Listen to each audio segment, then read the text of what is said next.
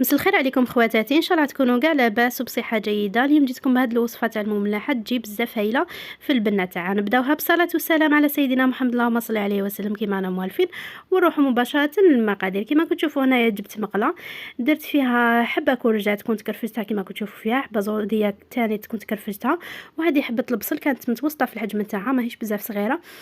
حتى هي كنت قطعتها هكا دي بتيكارو. هاد الوصفه كنت جربتها على وحده من القنوات اللي هي قناه امي، وصفات امي الغاليه كما هكا كان اسمها. ان شاء الله حتى نتوما تعجبكم. انا في الحقيقه كنت قلت لكم كنت جربتها وفعلا الوصفه عجبتني بزاف. ان شاء الله حتى نتوما تجربوها وتعجبكم. قلت نتقاسمها معكم. كما كتشوفوا هنايا البنات نخليها هذيك الزروديه والكورجات والبصل يتخلاو كما كتشوفوا مليح هكايا. كنت ضفت لهم كميه من الزيت كما كنتو شفتوا، وملحت تانيت وزدت عليهم هكا واحد 3 فصاص تاع الثوم. نخليها حتى هي هذيك الثوم تتقلى مليح مع هذوك باقي الخضر كما كتشوفوا حتى تولي لي هكا. انا حبيتها تذبل مليح. بعدها زدت عليها نص صدر تاع الدجاج. نتوما تقدروا تستعملوا اي نوع، يعني تقدروا تستعملوا فيوند عشي ولا الدجاج. انا هنايا كنت صدر تاع الدجاج كنت رحيته كما كتشوفوا. فيه هنايا زدت عليه لي زيبيس، زدت عليه راس الحانوت وشويه كمون و تانيت شويه فلفل كحل هكايا، ونخليها هكايا حتى يعني نشوفها دابلي مليح هكايا وطابت لي هذيك الحشو. كما كتشوفوا هنايا جبت من جهه واحده اخرى الفارينه. كانوا هنايا 4 كيسان تاع الفارينه. كنت غربلتها. استعملوا النوعيه تاع الفرينه اللي عفوا اللي راكم موالفين بها. وزدت عليها مغرفه كبيره تاع السكر. نزيد عليها هكايا هذه الباكي تاع لا ليفر كما كتشوفوا نديرو كامل. بالنسبه للعجينه هذه ماهيش رايحه نخليها ترتاح ولا هي تستعملوها مباشره، يعني تعملوا عليها مباشره. وفعلا يعني جات ما شاء الله في الذوق وفي البنه تاع هاد العجينه، ويعني خمرت بالخف. هنايا جبت هاد البول تاع الشوربه كما كتشوفوا، درت عليه مغرفه تاع السكر، وزدت عليه مغرفه تاني تاع عفوا تاع الخميره، خميره الخبز، نص كاس تاع الزيت كما كتشوفوا هنايا. ونكمل ندير عليه هكا نص عفوا كاس تاع الحليب لازم يكون دافي. وعفوا البنات في مع الفرينه كنت يعني استعملت الملح، ما كان ماشي السكر. حنديرو في هذه المرحله هنايا مع الخميره، ونحرك هكايا مليح. وبعدها نبدا نلم في هذاك العجين في هذيك الفرينه بهذا الخليط اللي راكم تشوفوا فيه. بعد اللي كون خلطته مليح ودوبت، حاولت نحل هذيك الخميره مليح هنايا هكا. ونبدا نلم هنايا. تقدروا تلموا بالحليب كما يكفيكمش هذا الخليط، ولا بالماء. المهم يكون دافي. انا كملت يعني لميت كاع هذاك العجين اللي راكم تشوفوا فيه بهذا يعني الخليط. وبعدها كملت لميت بالماء. فوالا بهذه الطريقه نتلموا حتى تحصلوا على عجينه تكون طريه ما تكونش بزاف يابسه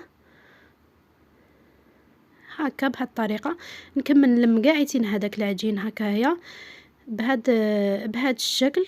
قلت لكم كنت زدت كميه من الماء وتحصلت على هذا العجين اللي راكم تشوفوا فيه.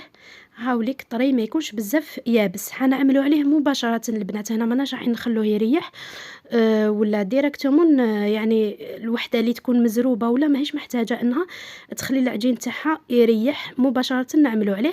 هنا حنقطعوا 14 كويره كما قالت الاخت. انا كنت قطعته 14 كويره وجاني جاني يعني الحجم تاع هذوك المملحات يعني بالمقاس اللي كنت حاباته انايا. اذا كنتوا تحبوهم صغار تقدروا تنقصوا في الحجم تاع الكويرات. المهم قلت لكم هنا انا درت كما هي، قطعت تقريبا على 14 كويره هكا حتى نبدا نلوز فيهم كيما هكايا، ونديرهم بجيه نغطيهم بصاشي باش نبدا نعمل عليهم. هنايا هذه تاع الزيت تقدروا تستغناو عليها كخطوه. انا درت هكايا في الحبه الاولى برك، ومن بعدك عملت العجين مباشره فوق سطح العامل بلا ما استعملت الزيت. ما يلصق معاكم ما والو، يبقى كيما راهو. هكا نحلها هكا بسمك يكون رقيق كيما كتشوفوا، ونبسطها هكا مليح، نقلبها على الوجه الاخر، نحاول نعطي لها الشكل الدائري ونبدا نخدم عليها. هنايا ديروا حنستعمل هذاك الحشو، ونستعمل لاصوص طوماط كانت انايا عندي من قبل، كنت درت بيتزا وكانت بقات لي. وبالنسبه للفرماج حنستعمل هنايا شيدار، ولا انتم تقدروا تستعملوا اي نوعيه من الجبن اللي عندكم، جبن المثلثات ولا اي نوعيه من الجبن اللي راكم موالفين بها وتحبوها. بالنسبه للاخت كانت استعملت في الوصفه تاعها يعني الجبن المبشور، وكانت تستعمل جبن المثلثات. انا هكايا يعني جات ما شاء الله في الحشو تاعها بلا ما درت لها شحال من نوع تاع الجبن. هكا حاولوا تغلقوا مليح العجين باش ما يتحلش معاكم.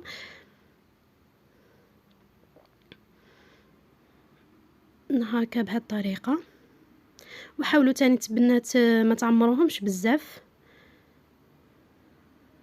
فوالا هكايا.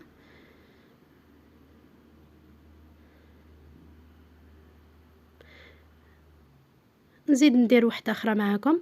قلت لكم هنايا تقدروا تستعملوا صلصه الطماطم هي الاولى، ولا تستعملوها في وسط الحشو، ما يهمش، كل واحد كيما حب يدير تقدروا تستغناو عليها، ماشي لازم ديروها.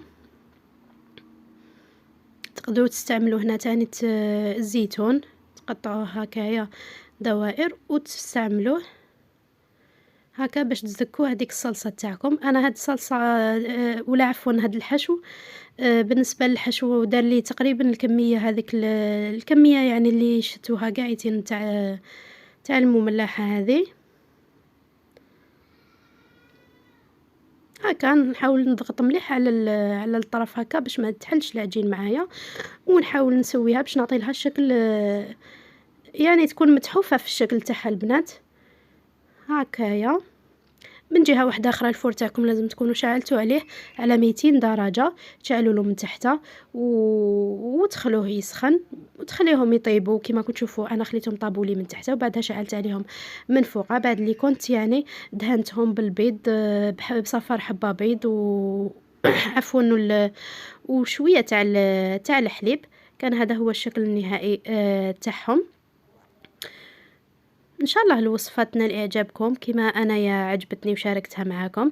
هاوليك الشكل تاعهم كيفاش يجوا من داخل، عامليك يجوا معمرين ويجوا يعني خفاف. بالنسبه للعجين تاعهم يجي بزاف خفيف ويجي يعني ما شاء الله في البنه تاعهم.